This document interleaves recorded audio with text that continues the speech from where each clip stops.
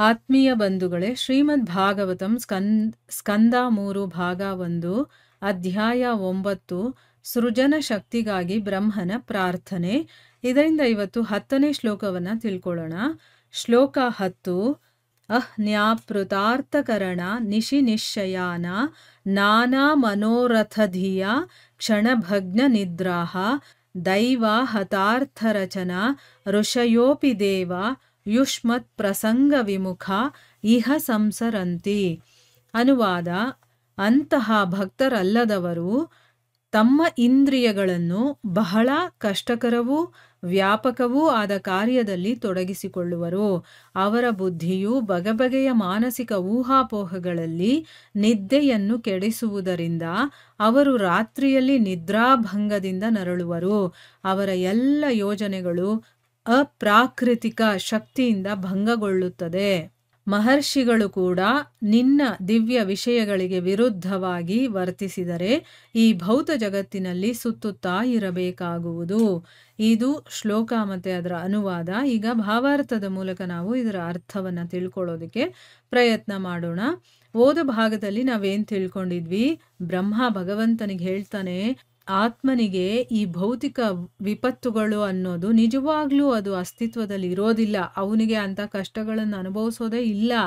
ಆದರೆ ಬದ್ಧಾತ್ಮ ದೇಹವನ್ನ ಇಂದ್ರಿಯ ಸುಖಕ್ಕೋಸ್ಕರನೇ ಇರುವಂಥದ್ದು ಅಂತ ಯಾವಾಗವರೆಗೂ ಅವನು ಅನ್ಕೊಳ್ತಾನೋ ಅಲ್ಲಿವರೆಗೂ ಕೂಡ ನಿನ್ನ ಬಹಿರಂಗ ಶಕ್ತಿಯ ಪ್ರಭಾವದಿಂದ ಅವನು ಈ ಭೌತಿಕ ವಿಪತ್ತುಗಳ ಒಂದು ತೊಡಕಿನಿಂದ ಅವನು ಪಾರ ಆಗೋದಕ್ಕೆ ಸಾಧ್ಯನೇ ಇಲ್ಲ ಅಂತಂದ್ಬಿಟ್ಟು ತಿಳ್ಕೊಂಡ್ವಿ. ಈಗ ಈ ಶ್ಲೋಕದಲ್ಲಿ ಹೇಳ್ತಾ ಇದ್ದಾನೆ ಬ್ರಹ್ಮ, ಭಕ್ತರಲ್ಲದೆ ಇರುವಂಥವ್ರು ಇರ್ತಾರಲ್ಲ, ಅವರು ತಮ್ಮ ಇಂದ್ರಿಯಗಳನ್ನ ಬಹಳ ಕಷ್ಟಕರವೂ ವ್ಯಾಪಕವೂ ಆದಂತಹ ಕೆಲಸದಲ್ಲಿ ತೊಡಗಿಸ್ಕೊಳ್ತಾರೆ.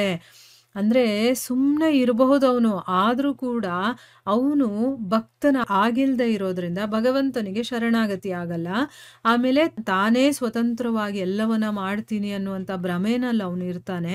ಅದಕ್ಕೋಸ್ಕರ ಏನು ಮಾಡ್ತಾನೆ, ತನ್ನ ಇಂದ್ರಿಯಗಳನ್ನು ತುಂಬ ಕಷ್ಟ ಆಗಿರುವಂಥ ಮತ್ತು ವ್ಯಾಪಕವಾಗಿರುವಂಥ ಎಲ್ಲ ಕೆಲಸಗಳಲ್ಲೂ ಅವನು ತೊಡಗಿಸ್ಕೊಳ್ತಾನೆ. ಅವನ ಬುದ್ಧಿ ಏನು ಮಾಡುತ್ತೆ, ಬೇರೆ ಬೇರೆ ರೀತಿಯ ಮಾನಸಿಕ ಊಹಾಪೋಹಗಳಲ್ಲಿ ಹೀಗಿರ್ಬೋದು, ಹಾಗಿರ್ಬೋದು, ಹಾಗೆ ಮಾಡಬೇಕು, ಹೀಗೆ ಮಾಡಬೇಕು ಅಂತ ತನ್ನ ಬುದ್ಧಿಯನ್ನು ಜಾಸ್ತಿ ಅವನು ಉಪಯೋಗ ಮಾಡಿ ಊಹಾಪೋಹಗಳಲ್ಲೇ ಮುಳುಗಿ ಅವನೇನು ಮಾಡ್ತಾನೆ, ನಿದ್ದೆಯನ್ನು ಕೂಡ ಕೆಡಿಸ್ಕೊಳ್ತಾನೆ. ಈ ರೀತಿ ಯೋಚನೆ ಮಾಡೋದ್ರಿಂದ ನಿದ್ದೆ ಕೆಡುತ್ತೆ. ಅವರು ರಾತ್ರಿ ಹೊತ್ತೇನಾಗುತ್ತೆ, ನಿದ್ರೆ ಮಾಡೋದಕ್ಕಾಗದೆ ನಿದ್ರಾಭಂಗ ಅಂತ ಹೇಳ್ತೀವಿ. ಅಂದರೆ ಏನು, ಮಧ್ಯರಾತ್ರಿ ಎಚ್ಚರ ಆಗ್ಬಿಡೋದು ಅಥವಾ ಮಲಗಿದ್ರೆ ನಿದ್ದೆನೇ ಬರದೇ ಇರೋದು, ಈ ರೀತಿ ಎಲ್ಲ ನರಳ್ತಾರೆ. ಅದರಿಂದ ಏನಾಗುತ್ತೆ, ಅವ್ರ ಯೋಜನೆಗಳು ಕೂಡ ಎಲ್ಲ ರೀತಿಯ ಅಪ್ರಾಕೃತಿಕವಾದಂತಹ ಶಕ್ತಿಯಿಂದ ಭಂಗವಾಗುತ್ತೆ. ಅವ್ರು ಏನು ಅನ್ಕೊಂಡಿರ್ತಾರೋ ಅದು ಯಾವುದೂ ಆಗೋದಿಲ್ಲ. ಯಾಕೆ, ಪ್ರಾಕೃತಿಕವಾಗಿ ಏನು ನಡಿಬೇಕೋ ಅದು ನಡೆಯುತ್ತೆ ಹೊರತು ನೀನು ಅನ್ಕೊಂಡಿದ್ದೆಲ್ಲ ನಡಿಬೇಕು ಅಂತ ಏನಿಲ್ವಲ್ಲ. ಆವಾಗ ನೀನು ಅನ್ಕೊಂಡಿದ್ದು ನಡಿಲಿಲ್ಲ ಅಂತಂದಾಗ ನಿನ್ನ ಆಸೆ ಭಂಗ ಆಯಿತು. ಮಹರ್ಷಿಗಳು ಕೂಡ ಇಲ್ಲಿ ಮನುಷ್ಯರಿಗೆ ಅಷ್ಟೇ ಅಲ್ಲ ಹೇಳ್ತಾ ಇರೋದು, ಮಹರ್ಷಿಗಳು ಭಗವಂತನಿಗೋಸ್ಕರ ಸಾಧನೆಗಳನ್ನು ಮಾಡ್ತಿರ್ತಾರೆ. ಆದರೂ ಕೂಡ ನಿನ್ನ ದಿವ್ಯ ವಿಷಯಗಳೇನಿದೆಯೋ ಅದಕ್ಕೆ ವಿರುದ್ಧವಾಗಿ ಏನಾದರೂ ಅವರು ನಡ್ಕೊಂಡ್ರೆ ಈ ಭೌತಿಕ ಜಗತ್ತಿನಲ್ಲೇ ಅವರು ಕೂಡ ಸುತ್ತುತ್ತಾ ಇರಬೇಕಾಗತ್ತೆ. ಅಂದರೆ ಅವ್ರಿಗೂ ಕೂಡ ಮುಕ್ತಿ ಅನ್ನೋದು ಸಿಗೋದಿಲ್ಲ. ಯಾರಾದರೂ ಆಗಿರಲಿ, ಅವರು ಭಗವಂತನ ವಿಚಾರಗಳಿಗೆ ವಿರುದ್ಧವಾಗಿ ಏನಾದರೂ ಅವ್ರು ನಡ್ಕೊಂಡಿದ್ದೆ ಆದರೆ ಅವರು ಇಲ್ಲೇ ಸುತ್ತುತ್ತಾ ಇರಬೇಕಾಗುತ್ತೆ ಅನ್ನೋದು ಇದರ ಅರ್ಥ. ಈಗ ಭಾವಾರ್ಥದಲ್ಲಿ ಗುರುಗಳೇನು ಹೇಳಿದ್ದಾರೆ ಅಂತ ತಿಳ್ಕೊಳ್ಳೋಣ.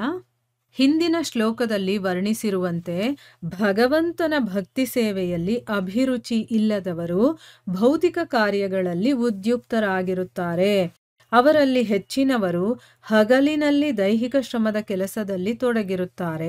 ಅವರ ಇಂದ್ರಿಯಗಳು ಭಾರೀ ಉದ್ಯಮ ಸಾಧನೆಯ ದೈತ್ಯ ಯಂತ್ರ ಸ್ಥಾವರಗಳಲ್ಲಿ ಬಹಳ ವ್ಯಾಪಕವಾಗಿ ಕಷ್ಟಕರವಾದ ಕೆಲಸಗಳಲ್ಲಿ ತೊಡಗಿರುತ್ತವೆ. ಅಂತಹ ಕಾರ್ಖಾನೆಗಳ ಮಾಲೀಕರು ತಮ್ಮ ಔದ್ಯಮಿಕ ಉತ್ಪನ್ನಗಳಿಗೆ ಒಂದು ಮಾರುಕಟ್ಟೆಯನ್ನು ಹುಡುಕುವುದರಲ್ಲಿ ತತ್ಪರರಾಗಿರುತ್ತಾರೆ ಮತ್ತು ಕಾರ್ಮಿಕರು ಬೃಹದ್ ಯಂತ್ರ ವ್ಯವಸ್ಥೆಗಳನ್ನು ಏರ್ಪಡಿಸುತ್ತಾ ವ್ಯಾಪಕವಾದ ಉತ್ಪಾದನೆಯಲ್ಲಿ ನಿರತರಾಗಿರುತ್ತಾರೆ. ಕಾರ್ಖಾನೆ ಎಂಬುದು ನರಕದ ಇನ್ನೊಂದು ಹೆಸರಾಗಿದೆ. ಇಲ್ಲಿ ಗುರುಗಳೇನು ಹೇಳ್ತಾ ಇದ್ದಾರೆ ಅಂದರೆ, ಈಗಿನ ಒಂದು ಪರಿಸ್ಥಿತಿ ಹೇಗಿದೆಯೋ ಅದನ್ನು ಎಕ್ಸ್ಪ್ಲೇನ್ ಮಾಡ್ತಾ ಇದ್ದಾರೆ. ಈಗ ಯಾರಿಗೆ ಭಗವಂತನ ಭಕ್ತಿಯಿಂದ ಸೇವೆ ಮಾಡೋದ್ರಲ್ಲಿ ಆಸಕ್ತಿ ಇರೋದಿಲ್ವೋ ಅಂಥವ್ರು ಏನು ಮಾಡ್ತಾರೆ, ಈಗ ಭಕ್ತಿಯಲ್ಲಿ ಇಲ್ಲದೆ ಇರೋರು ಏನು ಮಾಡ್ತಾರೆ, ಈ ಐಹಿಕ ಪ್ರಪಂಚದ ಕೆಲಸದಲ್ಲಿ ತೊಡಗಿರ್ತಾರೆ.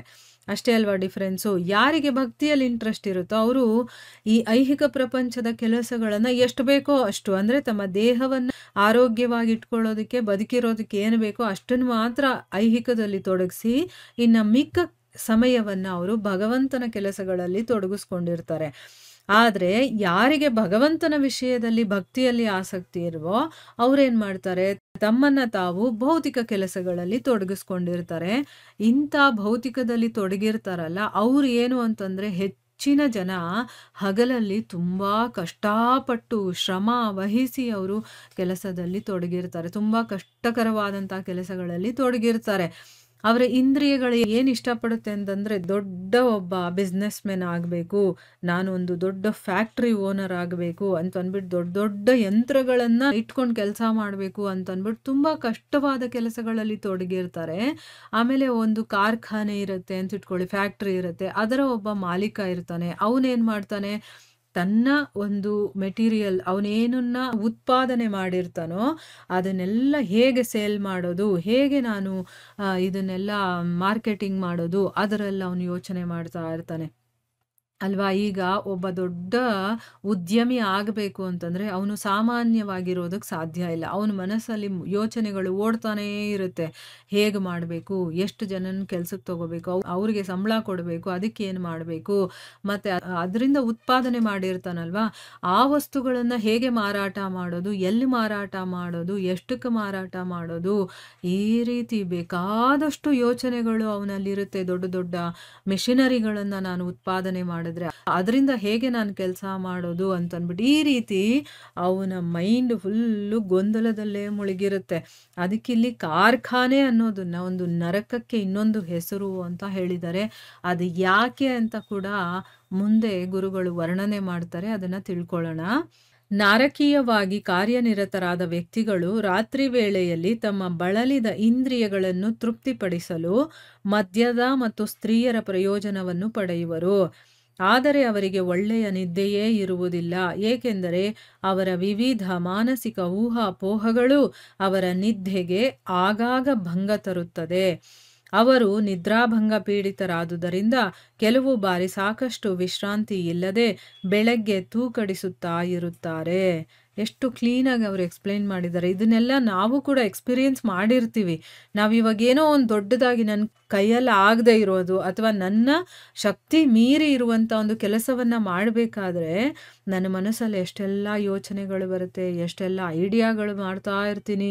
ರಾತ್ರಿ ನಿದ್ದೆ ಮಾಡೋದಕ್ಕೂ ಅದು ಬಿಡೋದಿಲ್ಲ. ಅದ್ರ ಬಗ್ಗೆನೇ ಯೋಚನೆ, ಏನು ಮಾಡಬೇಕು ಅಂತ ಯೋಚನೆ ಮಾಡ್ತಾ ಇರ್ತೀನಿ. ಆ ನಿದ್ದೆ ಬರದೆ ಏನಾಗುತ್ತೆ, ಬೆಳಗ್ಗೆ ಹೊತ್ತು ಸರಿಯಾಗಿ ಕೆಲಸನೂ ಮಾಡೋಕ್ಕಾಗಲ್ಲ. ಅದಕ್ಕೆ ಇಲ್ಲಿ ಹೇಳ್ತಾ ಇದ್ದಾರೆ, ನರಕಕ್ಕೆ ಇನ್ನೊಂದು ಹೆಸರೇನೆ ಕಾರ್ಖಾನೆ ಅಂತ ಹೇಳ್ತಾ ಇದ್ದಾರೆ.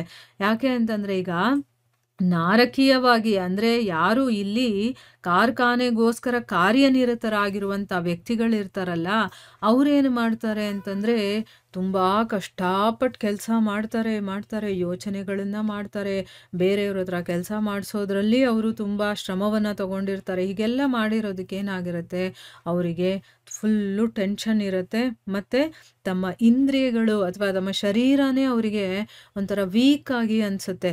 ಅಂದರೆ ಏನು, ಇವಾಗ ತುಂಬ ಕಷ್ಟಪಟ್ಟು ಸುಸ್ತಾಗಿರುವಂಥ ತಮ್ಮ ಇಂದ್ರಿಯಗಳನ್ನು ತೃಪ್ತಿಪಡಿಸ್ಕೊಳ್ಳೋದಕ್ಕೋಸ್ಕರ ಅವ್ರೇನು ಮಾಡ್ತಾರೆ, ರಿಲ್ಯಾಕ್ಸೇಷನ್ ಅಂತ ಹೇಳ್ತಾರಲ್ಲ ಅದಕ್ಕೆ ಒಂದು ಮದ್ಯ, ಧೂಮಪಾನ ಇಂಥ ಯಾವುದಾದ್ರೂ ಒಂದು ಕೆಟ್ಟ ಚಟಗಳನ್ನು ಅವ್ರು ಇಟ್ಕೊಂಡಿರ್ತಾರೆ. ಮತ್ತು ಸ್ತ್ರೀಯರ ಪ್ರಯೋಜನವನ್ನು ಕೂಡ ಪಡ್ಕೊಳ್ತಾರೆ. ಅಂದರೆ ಸ್ತ್ರೀಯರ ಜೊತೆ ಇದ್ದಾಗ ಅವ್ರ ಮನಸ್ಸಿಗೆ ಒಂದು ರಿಲ್ಯಾಕ್ಸೇಷನ್ ಥರ ಅನಿಸುತ್ತೆ ಅವರಿಗೆ. ಆಯಿತಾ, ಕಷ್ಟಪಟ್ಟು ಕೆಲಸ ಮಾಡೋದು ಆ ಒಂದು ಶರೀರದ ದಣವನ್ನು ನೀಗಿಸ್ಕೊಳ್ಳೋದಕ್ಕೆ ಅಂತಲೇ ಯಾವುದೋ ಒಂದು ಚಟಗಳನ್ನು, ಸ್ತ್ರೀಯರ ಮತ್ತು ಮದ್ಯಪಾನ, ಧೂಮಪಾನ ಇದರ ಒಂದು ಪ್ರಯೋಜನವನ್ನು ಪಡ್ಕೊಳ್ತಾರೆ. ಇಷ್ಟೆಲ್ಲ ಮಾಡಿದ್ರೂ ಕೂಡ ಏನು ನಿದ್ದೆ ಬರುತ್ತಾ ಅವ್ರಿಗೆ ಚೆನ್ನಾಗಿ? ಇಲ್ಲ, ಒಳ್ಳೆ ನಿದ್ದೆ ಅನ್ನೋದು ಅವ್ರಿಗೆ ಬರೋದೇ ಇಲ್ಲ. ಯಾಕೆ ಅಂತಂದರೆ ಅವರು ಮನಸ್ಸು ಸುಮ್ಮನೆ ಇರೋದಿಲ್ಲ. ದೇಹ ಶರೀರ ಹೋಗಿ ಒಂದು ಕಡೆ ಮಲ್ಕೊಂಡಿರಬಹುದು, ಆದರೆ ಮನಸ್ಸಿನ ಒಳಗಡೆ ಊಹಾಪೋಹಗಳು, ಹೀಗೆ ಮಾಡಿದ್ರೆ ಹೇಗಾಗುತ್ತೆ, ಇನ್ನು ಈ ರೀತಿ ಯೋಚನೆ ಮಾಡಿದ್ರೆ ಇದರಿಂದ ಒಳ್ಳೇದಾಗ್ಬೋದಾ, ಅಥವಾ ನಾನು ಈ ರೀತಿ ಐಡಿಯಾ ಮಾಡಿದ್ರೆ ಸರಿ ಹೋಗುತ್ತಾ, ಈ ರೀತಿ ಆ ಮನಸ್ಸು ಕೆಲಸ ಮಾಡ್ತಾನೇ ಇರುತ್ತೆ. ಅದಕ್ಕೇನಾಗುತ್ತೆ, ನಿದ್ದೆ ಮಾಡಿದ್ರು ಕೂಡ ಮಧ್ಯದಲ್ಲಿ ಆ ಒಂದು ಯೋಚನೆಯಿಂದ ಅವ್ರಿಗೆ ಎಚ್ಚರ ಆಗ್ಬಿಡುತ್ತೆ. ಆವಾಗ ಅವರು ನಿದ್ದೆ ಸರಿಯಾಗಿ ಮಾಡೋದಕ್ಕಾಗೋದಿಲ್ಲ. ಈ ರೀತಿ ನಿದ್ರಾಭಂಗ ಪೀಡಿತರಾಗಿರೋದ್ರಿಂದ ಅವ್ರಿಗೇನು ಅಂತಂದ್ರೆ ವಿಶ್ರಾಂತಿ ಅನ್ನೋದೇ ಇರೋದಿಲ್ಲ. ಅವರು ಮಲಗಿ ಎದ್ರೂ ಕೂಡ ಮನಸ್ಸು ಕೆಲಸ ಮಾಡ್ತಾ ಇರುತ್ತಲ್ವಾ, ಸೊ ಅದಕ್ಕೆ ಅವ್ರಿಗೇನಾಗುತ್ತೆ, ನಿದ್ದೆ ಆಗಿಲ್ಲ ಅಂತ ಅನ್ಸುತ್ತೆ. ಅಯ್ಯೋ ಸರಿಯಾಗಿ ನಿದ್ದೆನೇ ಬರಲಿಲ್ಲ ನನಗೆ, ಅಥವಾ ಬಾಡಿ ಇನ್ನೂ ಒಂಥರ ಹೆವಿ ಅನ್ಸುತ್ತೆ, ಅಂದ್ರೆ ನಿದ್ದೆ ಮಾಡಬೇಕು ಅನ್ನಿಸ್ತಾ ಇರುತ್ತೆ. ಅವರು ಅದಕ್ಕೋಸ್ಕರ ಏನು ಮಾಡ್ತಾರೆ, ಬೆಳಗ್ಗೆ ತೂಕಡಿಸ್ತಾ ಇರ್ತಾರೆ. ಒಳ್ಳೆ ನಿದ್ದೆ ಮಾಡಿ ಎದ್ಬಿಟ್ರೆ ನಮಗೆ ಮಧ್ಯ ನಿದ್ದೆನೇ ಬರೋದಿಲ್ಲ, ಚೆನ್ನಾಗಿ ನಾವು ಆಕ್ಟಿವ್ ಆಗಿ ಕೆಲಸ ಮಾಡ್ಬೋದು. ಅದೇ ನಮಗೆ ರಾತ್ರಿ ಸರಿಯಾಗಿ ನಿದ್ದೆ ಆಗಿಲ್ಲ ಅಂತಂದ್ರೆ ನಮಗದು ಬೆಳಗ್ಗೆ ಹೊತ್ತು ಕೂಡ ಕೆಲಸ ಮಾಡೋದಕ್ಕೆ ಬಿಡೋದಿಲ್ಲ. ಆ ರೀತಿ ಅವರು ಆಗ್ತಾರೆ. ಇವಾಗ ನಮಗೆ ಗೊತ್ತಾಯ್ತಲ್ವಾ ಕೆಲವೊಂದು ವಿಚಾರಗಳು, ನಾವೇನೋ ಅದನ್ನ ನಾವು ತಿಳ್ಕೊಂಡಿಲ್ಲ, ನಮ್ಮ ಸ್ವರೂಪ ಏನು ಅನ್ನೋದು ನಮಗೆ ಗೊತ್ತಿಲ್ಲ, ನಮಗೆ ಕಂಪ್ಲೀಟಾಗಿ ಸ್ವಾತಂತ್ರ್ಯ ಇಲ್ಲ ಅನ್ನೋದು ನಮಗೆ ಗೊತ್ತಿಲ್ಲ. ಆದರೆ ಇಲ್ಲಿ ಎಲ್ಲ ನಾವು ಭಗವಂತನ ವಿರುದ್ಧವಾಗೇ ಮಾಡ್ತಾ ಇರೋದ್ರಿಂದ ನಾವು ಈ ಒಂದು ಕಷ್ಟಗಳನ್ನು, ನೋವುಗಳನ್ನು ಅನುಭವಿಸ್ತಾ ಇರಬೇಕಾಗಿರುತ್ತೆ. ಅಪ್ರಾಕೃತಿಕವಾದ ಶಕ್ತಿಯ ಏರ್ಪಾಡಿನಿಂದ ಲೋಕದ ಮಹಾವಿಜ್ಞಾನಿಗಳು ಮತ್ತು ವೈಚಾರಿಕರು ಕೂಡ ತಮ್ಮ ವಿವಿಧ ಯೋಜನೆಗಳು ಭಗ್ನವಾದುದರಿಂದ ದಿಗಿಲುಗೊಂಡಿರುತ್ತಾರೆ. ಹೀಗೆ ಅವರು ಮತ್ತೆ ಮತ್ತೆ ಜನ್ಮ ತಾಳುತ್ತಾ ಭೌತ ಜಗತ್ತಿನಲ್ಲಿ ಕೊಳೆಯುವರು. ಈಗ ಪ್ರಾಕೃತಿಕವಾಗಿ ನನ್ನ ಒಂದು ಕೆಲಸ ಏನಿದೆಯೋ ಅದನ್ನ ನಾವು ಮಾಡ್ಕೊಂಡು ಹೋದಾಗ ಏನೂ ತೊಂದರೆ ಆಗಲ್ಲ. ಆದರೆ ಅಪ್ರಾಕೃತಿಕವಾದಂತಹ ಶಕ್ತಿಯ ಏರ್ಪಾಡು, ಈಗ ನೋಡಿ, ನಾವು ಮಾಯೆಗೆ ಒಳಗಾಗಿರೋದ್ರಿಂದ ನಾವು ಮಾಡಬಾರದನ್ನ ಮಾಡ್ತಾ ಇದ್ದೀವಿ ಹೊರತು ನಮ್ಮ ಒಂದು ಸ್ವರೂಪ ಏನಿದೆಯೋ ಅಂಥ ಕೆಲಸಗಳನ್ನು ಮಾಡ್ತಾ ಇಲ್ಲ. ಈ ಒಂದು ಲೋಕದಲ್ಲಿ ಮಹಾವಿಜ್ಞಾನಿಗಳು ಅಂತ ಅನ್ನಿಸ್ಕೊಂಡಿರ್ತಾರಲ್ಲ, ಅವರು ತಾವೇನೋ ಅನ್ಕೊಂಡಿರ್ತಾರೆ, ನಾನು ಇದನ್ನ ಸಾಧಿಸ್ಬೇಕು, ಇದನ್ನ ನಾನು ಮಾಡಬೇಕು ಅಂತಂದ್ಬಿಟ್ಟು. ಆದರೆ ಅವ್ರು ಅನ್ಕೊಂಡಿರುವಂಥ ಒಂದು ಐಡಿಯಾಗಳು, ಯೋಜನೆಗಳು ಏನೇ ಆಗಿರ್ಬೋದು, ಅದೇನಾದರೂ ಅದಾಗದೆ ಹೋದಾಗ ಅದರಿಂದ ಅವರಿಗೆ ಭಯ ಆಗ್ಬಿಡುತ್ತೆ. ಅಂದರೆ ಅವ್ರಿಗೆ ನೆಕ್ಸ್ಟು ಇನ್ನೇನಾದರೂ ಮಾಡಕ್ಕೆ ಹೋದಾಗ ಇದು ಎಲ್ಲಿ ಫ್ಲಾಪ್ ಆಗಿಬಿಡುತ್ತೋ ಅನ್ನೋವಂಥ ಒಂದು ಭಯ ಅವ್ರಿಗಿರುತ್ತೆ. ಈ ರೀತಿ ಅವರೇನು, ನಾನು ಅಂದ್ಕೊಂಡಿದ್ದು ಆಗಬೇಕು, ನಾನು ಮಾಡೋಕ್ಕಾಗಲಿಲ್ವಲ್ಲ ಅಂತ ಮತ್ತೆ ಮತ್ತೆ ಅದಕ್ಕೆ ಅವರು ಶ್ರಮವನ್ನು ಪಡ್ತಾ ಇರ್ತಾರೆ, ಅದರಿಂದ ಭಯನೂ ಪಟ್ಕೊಂಡಿರ್ತಾರೆ. ಈ ರೀತಿ ಆಗಿ ಅವರು ಮತ್ತೆ ಮತ್ತೆ ಇದೇ ಒಂದು ಜಗತ್ತಿನಲ್ಲಿ ಅವರು ಜನ್ಮವನ್ನು ತಗೊಳ್ತಾ ಇದೇ ಜಗತ್ತಲ್ಲಿ ಕೊಳಿತಾರೆ ಅಂತಂದ್ಬಿಟ್ಟು ಇಲ್ಲಿ ಹೇಳ್ತಾ ಇದ್ದಾರೆ. ಒಬ್ಬ ಮಹಾವಿಜ್ಞಾನಿಯು ಜಗತ್ತನ್ನು ಕ್ಷಣದಲ್ಲಿಯೇ ನಾಶ ಮಾಡುವುದಕ್ಕಾಗಿ ಅಣುಶಕ್ತಿಯಲ್ಲಿ ಸಂಶೋಧನೆಯನ್ನು ಮಾಡಬಹುದು ಮತ್ತು ಅವನ ಸೇವೆಯು ಸ್ಮರಣಿಕೆಯಾಗಿ ಅವನಿಗೆ ಅತ್ಯುತ್ತಮ ಬಹುಮಾನವೂ ಕೂಡ ದೊರೆಯಬಹುದು.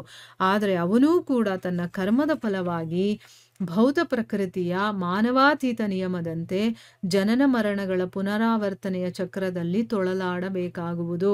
ಭಕ್ತಿ ಸೇವೆಯ ತತ್ವಕ್ಕೆ ವಿರುದ್ಧವಾಗಿರುವ ಈ ಮಾನವರೆಲ್ಲರೂ ಈ ಭೌತ ಜಗತ್ತಿನಲ್ಲಿ ತಪ್ಪದೆ ತೊಳಲಾಡಲು ವಿಧಿಸಿಕೊಂಡಿರುತ್ತಾರೆ. ಇಲ್ಲಿ ಒಂದು ಎಕ್ಸಾಂಪಲ್ ಕೊಟ್ಟು ಹೇಳ್ತಾ ಇದ್ದಾರೆ ಗುರುಗಳು. ಒಬ್ಬ ದೊಡ್ಡ ವಿಜ್ಞಾನಿ ಇರ್ತಾನೆ ಅಂತ ಇಟ್ಕೊಳ್ಳಿ. ಅವನು ಒಂದೇ ಒಂದು ಕ್ಷಣದಲ್ಲಿ ಇಡೀ ಜಗತ್ತನ್ನು ನಾಶ ಮಾಡುವಂಥ ಒಂದು ಆಟಮ್ ಬಾಂಬನ್ನು ಅವನು ಸೃಷ್ಟಿ ಮಾಡ್ತಾನೆ ಅಂತ ಇಟ್ಕೊಳ್ಳಿ. ಅದು ಒಂದು ಸೇವೆ. ಅಂದ್ರೆ ಏನು, ಈ ಜಗತ್ತಿಗೆ ಅವನು ಒಂದು ಕಾಣಿಕೆಯನ್ನ ಕೊಟ್ಟಿದ್ದಾನೆ. ಏನು, ಒಂದೇ ಒಂದು ಕ್ಷಣದಲ್ಲೇ ಈ ಜಗತ್ತನ್ನ ನಾಶ ಮಾಡಬಹುದು ಅಂತ ಒಂದು ಕಾಣಿಕೆಯನ್ನ ಕೊಟ್ಟಿದ್ದಾನೆ. ಅದನ್ನ ಸೇವೆ ಅಂತ ತಿಳ್ಕೊಳ್ತಾರೆ. ಆದ್ರೆ ನಿಜವಾಗ್ಲೂ ಇದು ಅಪಸೇವೆ, ಅದು ಸೇವೆ ಅಲ್ಲ. ಈ ಜಗತ್ತನ್ನ ನಾಶ ಮಾಡೋದಕ್ಕೆ ಅಂತ ಅವ್ನು ಮಾಡಿರೋದು ಯಾವುದಾದ್ರೂ ಸೇವೆ ಅನ್ನಿಸ್ಕೊಳ್ಳುತ್ತಾ? ಅಲ್ಲಿ ಭಗವಂತ ಅನ್ನೋದು ಏನಾದ್ರೂ ಇದೆಯಾ? ಇಲ್ಲ. ಸೊ ಆ ಒಂದು ಸೇವೆಯ ಸ್ಮರಣಿಕೆಗೋಸ್ಕರ ಇಂಥ ಒಂದು ಒಳ್ಳೆ ಕೆಲಸ ಮಾಡಿದ್ದಾನೆ, ಇಂಥ ಒಂದು ಗಿಫ್ಟನ್ನು ಈ ಜಗತ್ತಿಗೆ ಕೊಟ್ಟಿದ್ದಾನೆ ಅಂತಂದ್ಬಿಟ್ಟು ಅವನಿಗೆ ಒಂದು ದೊಡ್ಡ ಬಹುಮಾನನೇ ಕೊಡ್ಬೋದು ಅವರು. ಆದರೆ ಆ ಒಂದು ಕೆಲಸ ಮಾಡಿದ್ದಕ್ಕೋಸ್ಕರ ಅವನಿಗೆ ಸಿಕ್ಕಿದೆಯಲ್ಲ, ಅದನ್ನ ಆ ಕರ್ಮದ ಫಲವನ್ನು ಅನುಭವಿಸೋದಕ್ಕೆ ಅವನೇನು ಮಾಡ್ಬೇಕು, ಮತ್ತೆ ಈ ಭೌತ ಜಗತ್ತಿಗೆ ಬರಲೇಬೇಕು. ಯಾಕೆ, ಅವನು ಈ ಭೌತ ಜಗತ್ತಿಗೋಸ್ಕರ ಏನೋ ಒಂದನ್ನ ಮಾಡಿದ್ದಾನೆ, ತನ್ನ ಮನಸ್ಸಲ್ಲಿ ಅನ್ಕೊಂಡಿರುವಂಥ ಆಸೆಯನ್ನು ಅಲ್ಲಿ ಈಡೇರಿಸ್ಕೊಂಡಿದ್ದಾನೆ. ಅದಕ್ಕೆ ಪ್ರತಿಫಲವಾಗಿ ಅವನು ಅದನ್ನು ಅನುಭವಿಸೋದಕ್ಕೆ ಮತ್ತೆ ಭೌತ ಜಗತ್ತಿಗೆ ಅವನು ಬರಲೇಬೇಕು. ಅಂದರೆ ಜನನ ಮರಣಗಳ ಪುನರಾವರ್ತನೆಯ ಚಕ್ರದಲ್ಲೇ ಅವನು ಸಿಕ್ಕಾಕೋಬೇಕಾಗತ್ತೆ. ಅಷ್ಟು ದೊಡ್ಡ ಕೆಲಸ ಮಾಡಿ ಕೂಡ ಅವನು ಇದೇ ಜಗತ್ತಲ್ಲಿ ಮತ್ತೆ ಬರಬೇಕು ಅಂತಂದ್ರೆ ಏನು ಪ್ರಯೋಜನ?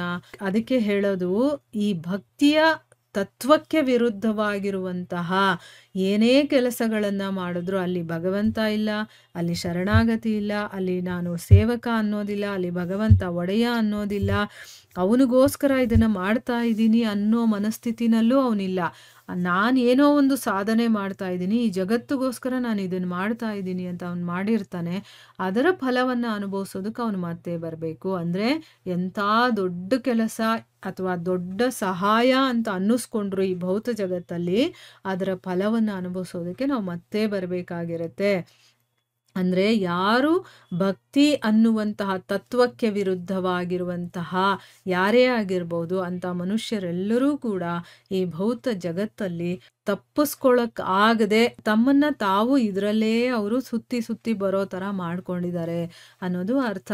ಅಂದರೆ ಭಗವಂತನಿಗೆ ಶರಣಾಗತಿಯಾಗಿ ಅವನು ಹೇಳ್ದಾಗೆ ನಾನು ಅವನ ಸೇವಕ ಅಂದ್ಕೊಂಡು ಅವನ ಒಂದು ಸೇವೆ ಮಾಡ್ತಾ ಇದ್ದಾಗ ನಾವು ಈ ಭೌತ ಜಗತ್ತಿನಿಂದ ಪಾರಾಗ್ಬೋದೇ ಹೊರತು ಈ ಭೌತ ಜಗತ್ತಿಗೋಸ್ಕರ ನೀನು ಎಂಥ ಕೆಲಸಗಳನ್ನು ಮಾಡಿದ್ರೂ ಕೂಡ ಅದರಿಂದ ನೀನು ಈ ಭೌತ ಜಗತ್ತಿನಿಂದ ಹೊರಗಡೆ ಬರೋದಕ್ಕಾಗಲ್ಲ, ಇಲ್ಲೇ ಮತ್ತೆ ಮತ್ತೆ ಬರ್ತಾ ಇರಬೇಕು ಅನ್ನೋದು ಇದರ ಅರ್ಥ. ಇದರ ಮುಂದುವರೆದ ಭಾಗ ಇನ್ನೂ ಇದೆ, ಅದನ್ನು ನಾವು ಮುಂದಿನ ಭಾಗದಲ್ಲಿ ತಿಳ್ಕೊಳ್ಳೋಣ. ಹರೇ ಕೃಷ್ಣ.